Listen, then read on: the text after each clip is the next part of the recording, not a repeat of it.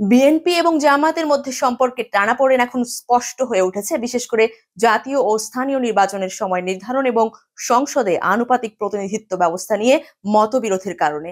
গত সপ্তাহে এই বিরোধ প্রকাশ্যে আসে যখন দুটি দল একে অপরের বিপরীত অবস্থান নেয়। জামাত চায় নির্বাচনের আগে রাষ্ট্রীয় প্রতিষ্ঠানগুলোয় যথাযথ সংস্কার হোক এবং স্থানীয় নির্বাচনের পর জাতীয় নির্বাচন অনুষ্ঠিত হোক। অন্যদিকে বিএনপি চায় যত দ্রুত সম্ভব জাতীয় নির্বাচন দেয়া হোক এবং দলটি আনুপাতিক প্রতিনিধিত্ব ব্যবস্থার বিপক্ষে তাদের অবস্থানের কথা নিশ্চিত করেছেন। বিএনপি মহাসচিব মির্জা ফখরুল ইসলাম আলমগীর বলেছেন, দেশে প্রচলিত ফার্স্ট পাস্ট দ্য পোস্টে এফপিটিপি পদ্ধতির পরিবর্তে আনুপাতিক প্রতিনিধিত্ব ব্যবস্থা জনগণের কাছে গ্রহণযোগ্য নয়। অন্যদিকে জামায়াত মনে করে এই ব্যবস্থা ন্যায়সঙ্গত।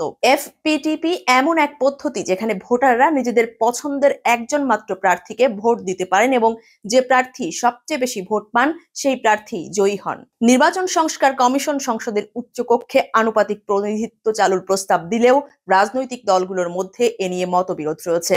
বিএনপি দ্রুত নির্বাচন চাইলেও জামাত সংস্কার ছাড়া নির্বাচনে না যাওয়ার কথা জানিয়ে দিয়েছেন। এদিকে জামাতের নিবন্ধন বাতিল থাকায় দলটি আদালতে তাদের নিবন্ধন পুনর্বহালের জন্য আবেদন করেছে। 1999 সালে বিএনপি জামাত জোট গঠিত হলেও 2013 সালে জামাতের নিবন্ধন অবৈধ ঘোষণার পর থেকে বিএনপি ধীরে ধীরে তাদের থেকে দূরত্ব বজায় রেখেছে। বাংলাদেশে আগামী জাতীয় নির্বাচন নিয়ে রাজনৈতিক দলগুলোর মধ্যে মতবিরোধ দেখা গেছে। অন্তর্বর্তীকালীন সরকার ডিসেম্বরের শেষ দিকে নির্বাচন আয়োজনের পরিকল্পনা করছে, আর নির্বাচন কমিশনও এ বিষয়ে প্রস্তুতি নিচ্ছে। তবে বিএনপি দ্রুত নির্বাচন চাইলেও জামাতে ইসলামী নির্বাচনের আগে সংস্কারের পক্ষে। অন্যদিকে জাতীয় নাগরিক কমিটি জাতীয় সংসদ নির্বাচন নয় বরং গণপরিষদ নির্বাচন চায়। আগামীকাল থেকে 6টি কমিশনের সংস্কার প্রস্তাব নিয়ে রাজনৈতিক দলগুলোর সঙ্গে আলোচনা শুরু হবে দ্রুত।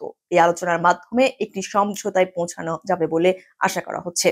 আওয়ামী লীগ সরকারের পতনের পর অন্তর্বর্তীকালীন সরকার দায়িত্ব নেয় এবং বিভিন্ন খাতে সংস্কার আনতে 11টি কমিশন গঠন করে। তবে আইন শৃঙ্খলা পরিস্থিতি পুরোপুরি নিয়ন্ত্রণে না থাকায় দ্রুত নির্বাচনের প্রয়োজনীয়তা দেখা দিয়েছে। প্রধান উপদেষ্টা অধ্যাপক মোহাম্মদ ইউনূস বলেছেন, ডিসেম্বরের মধ্যেই নির্বাচন হতে পারে, তবে আরো সংস্কার প্রয়োজন হলে তা কয়েক মাস পিছিয়ে যেতে পারে।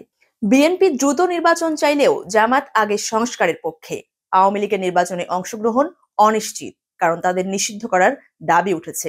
সব মিলিয়ে বাংলাদেশে আগামী নির্বাচন নিয়ে রাজনৈতিক অস্থিরতা বেড়েই চলেছে।